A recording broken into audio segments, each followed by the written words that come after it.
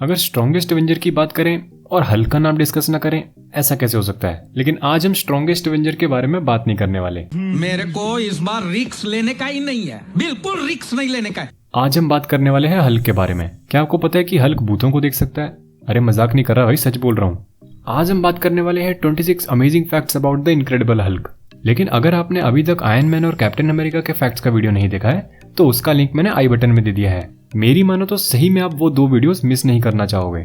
और अगर आप मार्वल के फैन हैं और चैनल पे नए हैं तो बिल्कुल सही जगह है। ऐसी अमेजिंग वीडियोस को मिस नहीं करने के लिए चैनल को सब्सक्राइब करना और नोटिफिकेशंस ऑन करना मत भूलना। तो चलिए देखते हैं।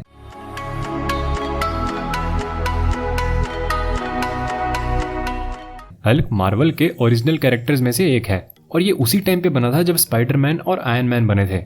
लेकिन हल्क की कॉमिक्स कई बार कैंसिल होते होते बची हैं और यहाँ तक कि उसके कॉमिक्स में फर्स्ट सोलो टाइटल को भी 1963 में कैंसिल कर दिया गया था। मार्वल कॉमिक्स में एक अल्टीमेट यूनिवर्स है और उस यूनिवर्स में अल्टीमेट सुपर हीरोज हैं। तो जब उन अल्टीमेट सुपर हीरोज को लड़ने के लिए कोई नहीं मिलता है तो उनसे लड़ने के लिए ब्रूस बैनर हल्क बन जाता है। ये सही है, अपने में ही लड़ते रहो। उसी सेम अल्टीमेट मार्वल कॉमिक्स की टाइमलाइन में जब ब्रूस की एक्स गर्लफ्रेंड बेटी रॉस एक डेट पे जाती है फ्रेडी के साथ, तो हल्क फ्रेडी को ढूंढ के उसे खाने का प्लान बनाता है और उसकी टीम को उसे रोकना पड़ता है। वो सब तो ठीक है, लेकिन इस बंदे में हिम्मत बहुत है भाई। हल्क की बंदी को हाथ लगा रहा था ये तो। कहते हैं पावर्स के साथ आती है रिस्पॉन्सिबिलिटी, और हल्क के पास तो पावर की कोई कमी नहीं है, लेकिन हाँ रिस्पॉन्सिबिलिटी थोड़ी कम है। तो इसीलिए हल्क को कंट्रोल में रखने के लिए इल्यूमिनाटी ने, जो कि एक मार्वल सुपर हीरोज का ग्रुप है जिसमें iron man, doctor strange, mister fantastic और प्रोफेसर एक्स जैसे कैरेक्टर्स हैं, हल्क का दोस्त बनके उसे स्पेस में भेज दिया था एक सैटेलाइट को डिस्ट्रॉय करने के लिए। लेकिन बाद में जब हल्क को पता चला कि उसके साथ धोखा हुआ है तो भाई उसका मूड तो खराब होना पक्का ही था। तो स्पेस में जाने के बाद हल्क एक प्लेनेट पे लैंड करता है और उस प्लेनेट का नाम होता है प्लेनेट सकार। बिल्कुल सही सुना आपने, ये थॉर रैग्नारोक वाला प्लेनेट सकार ही है। और थोड़े ही टाइम में हल्क उस प्लेनेट को जीत लेता है और फिर वहां पे एक आर्मी खड़ी करता है और फिर अर्थ पे वापस जाके इल्यूमिनाटी से बदला लेता है। भाई बदला कैसे लेना है ये कोई हल्क से सीखे। हल्क के पास काफी सारी पावर्स हैं और इन्हीं पावर्स में से कुछ यूनिक पावर्स भी हैं, और उनमें से एक पावर है कि वो अंडर वाटर सांस ले सकता है और साथ ही साथ वो भूतों को भी देख सकता है। और इसी वजह से हल्क उन कुछ गिने चुने कैरेक्टर्स में से एक है जो डॉक्टर स्ट्रेंज को उसकी एस्ट्रल फॉर्म में देख सकते हैं। जब हल्क का कैरेक्टर थोड़ा बोरिंग सा हो गया था तो मार्वल कॉमिक्स ने एक नया कैरेक्टर लॉन्च किया था जिसका नाम था रेड हल्क। नाम तो सुना ही होगा, लेकिन क्या आपने रेड हल्क के कांड सुने? नहीं सुने? मैं बता देता हूँ। क्या आपको पता है कि रेड हल्क ने सिल्वर सर्फर का सर्फबोर्ड ही चुरा लिया था और बाद में रिवील हुआ था कि जनरल रॉस ही रेड हल्क है। क्या आपको पता है कि मार्वल ने हल्क के एलाइज जैसे कि बेटी रॉस और रिक जोन्स को भी हल्क बना दिया था। मैं मानता हूँ कि एक्स्ट्रा हल्क सबको पसंद है, लेकिन इसका मतलब ये नहीं कि आप हल्क को बाजार में बेचना शुरू कर दो। जब हल्क को 1978 में अपनी खुद की टीवी सीरीज मिली थी तो उसमें उन्होंने ब्रूस बैनर के नाम को चेंज करके डेविड बैनर कर दिया था, क्योंकि शो के प्रोड्यूसर का मानना था कि कैरेक्टर का नाम एलिटरेटिव नहीं होना चाहिए। एलिटरेटिव का मतलब होता है जब फर्स्ट नेम और लास्ट नेम एक ही कैरेक्टर से स्टार्ट होते हैं, मतलब कुछ भी। लेकिन बाद में स्टैनली ने यह बताया था कि ब्रूस बैनर के नाम को चेंज करके डेविड बैनर इसलिए किया गया था क्योंकि ब्रूस जो है वो एक लड़कियों वाला नाम लगता है। सही में ब्रूस लड़कियों वाला नाम लग रहा है क्या? मुझे तो नहीं लग रहा।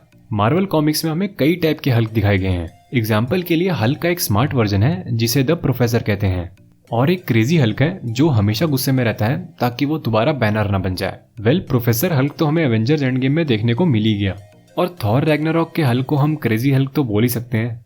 एक बार जब मार्वल और डीसी कॉमिक्स का क्रॉसओवर हुआ था तो उसमें हल्क को डीसी के कैरेक्टर सोलोमन ग्रैंडी के साथ मिक्स करके एक नया कैरेक्टर बनाया था जिसका नाम था स्कल्क। अगर कैरेक्टर्स को मिक्स करके एक नया कैरेक्टर ही बना रहे थे तो कोई बढ़िया सा कैरेक्टर बना देते, जैसे कि बैट हल्क जिसे देखने में मजा भी आता। लू फॉरिंगो, जिन्होंने 1978 की हल्क टेलीविजन सीरीज में काम किया था, क्या आपको पता है कि वो हर एक हल्क मूवी में है? 2003 की हल्क और द इनक्रेडिबल हल्क दोनों में उनका कैमियो है, और साथ ही साथ अवेंजर्स एज ऑफ अल्ट्रॉन में भी उन्होंने हल्क को आवाज दी है। हल्क की टेलीविजन सीरीज के लिए पहले आर्नल्ड को कंसीडर किया जा रहा था, लेकिन उनकी हाइट 6'2" थी, इसीलिए उन्हें रिजेक्ट कर दिया गया और बाद में ये रोल लू फेरिग्नो को मिल गया जिनकी हाइट 6'5" है। ओरिजिनल कॉमिक्स में हल्क का कलर ग्रे था, लेकिन प्रिंटर्स उस कलर को मेंटेन नहीं कर पा रहे थे, तो इसीलिए स्टैनली ने ग्रे कलर चेंज करके ग्रीन कर दिया। मार्वल कॉमिक्स में एक टाइम ऐसा आया था जब ब्रूस बैनर हल्क तभी बन सकता था जब वो जानबूझ के अपने आप को गामा रेस का डोज दे। जिस हिसाब से हल्क का गुस्सा है, ये आइडिया बुरा नहीं है, ये वाला सही है। क्या आपको पता है कि मार्वल कॉमिक्स में एक टाइम पे हल्क सिर्फ रात में ही ट्रांसफॉर्म हो सकता था, जैसे कि वैम्पायर्स होते हैं? तो देखा जाए तो उस हिसाब से हल्क का नाम क्या होना चाहिए, ये आप मुझे कमेंट करके जरूर बताना। क्या आपको पता है कि हल्क का एक ऐसा वर्जन है जिसमें ब्रूस बैनर जब ट्रांसफॉर्म होता है तो उसकी पूरी बॉडी तो ट्रांसफॉर्म हो जाती है, लेकिन उसका सर ब्रूस बैनर का ही रह जाता है, और जिसकी वजह से वो एक हल्क का मास्क पहनता है। हल्क की कॉमिक्स को उतनी पॉपुलैरिटी नहीं मिली जितनी बाकी सुपर हीरोज की कॉमिक्स को मिली है, लेकिन हल्क की कॉमिक्स ने बहुत पॉपुलर कैरेक्टर्स को इंट्रोड्यूस किया है। एग्जाम्पल के लिए आप वुल्वरीन ले लो। वुल्वरीन हमें पहली बार हल्क के 181 एडिशन में देखने को मिला था, जिसे कैनेडियन गवर्नमेंट ने भेजा था हल्क को हराने के लिए, और उसके बाद हल्क और वुल्वरीन की फाइट हुई थी। क्या आप गेस कर सकते हो कि क्या हुआ होगा फाइट में?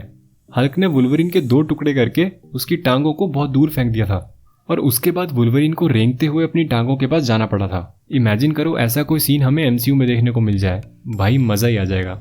अब आपको ये तो पता ही होगा कि हल्क और वुल्वरीन की राइवलरी कितनी फेमस है। एक टाइम पे हल्क ने वुल्वरीन को खा लिया था, लिटरली खा लिया था, लेकिन आप सही में इमेजिन नहीं कर सकते कि इसके बाद क्या हुआ। वुल्वरीन हल्क के पेट के अंदर भी रीजनरेट हो गया और उसका पेट फाड़ के बाहर आ गया। ये कुछ ज्यादा ही हो गया। क्या आपको पता है कि दोनों थॉर और डेयरडेविल का first live action appearance Hulk की टेलीविजन सीरीज में ही हुआ था? एड नॉर्टन, जो कि इनक्रेडिबल हल्क में हल्क का रोल प्ले करते हैं, उन्होंने इनक्रेडिबल हल्क की स्टोरी को दोबारा लिखा था और उसमें काफी चेंजेस किए थे, और वो हल्क के कैरेक्टर को अपने हिसाब से चेंज करना चाहते थे। लेकिन जब मार्वल ने इसके लिए मना कर दिया तो एड नॉर्टन ने मूवी को प्रमोट करने से ही मना कर दिया, और इसी वजह से आने वाली फिल्म्स में उनको मार्क रफलो ने रिप्लेस कर दिया। वैसे आपका फेवरेट हल्क कौन है, एड नॉर्टन का हल्क या फिर मार्क रफलो का? ये मुझे कमेंट करके जरूर बताना। क्या आपको पता है कि हल्क उन कुछ गिने चुने सुपर हीरोज में से एक है जो कि रोलिंग स्टोन मैगजीन के फ्रंट पेज पे आया है। मार्वल कॉमिक्स में हल्क अवेंजर्स के फाउंडिंग मेंबर्स में से एक था, लेकिन लोकी के साथ बैटल के बाद उसने एवेंजर्स की टीम को छोड़ दिया क्योंकि उसे ऐसा लगा कि उसके टीममेट्स ही उससे डरते हैं। भाई हल्क है, डर तो लगेगा ही। और उसके बाद वो एवेंजर्स से 50 साल तक दूर ही रहा। मार्वल कॉमिक्स की एक स्टोरी लाइन है हल्क द एंड। इसमें अर्थ पे एक न्यूक्लियर वॉर होती है और सब लोग मर जाते हैं और सिर्फ ब्रूस बैनर यानी कि हल्क ही बचता है, और उसके बाद पूरे अर्थ पे वो सिर्फ इधर उधर भटकता रहता है, और उसके बाद फिर वो हमेशा के लिए अकेला ही हो जाता है। ये थोड़ा डिप्रेसिंग सा हो गया। तो सबसे बड़ा सवाल अब ये उठता है कि इनमें से कितने फैक्ट्स आपको पता थे, ये मुझे कमेंट करके जरूर बताना।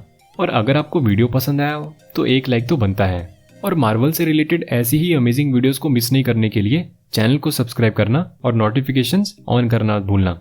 अच्छा तो फिर चलते हैं।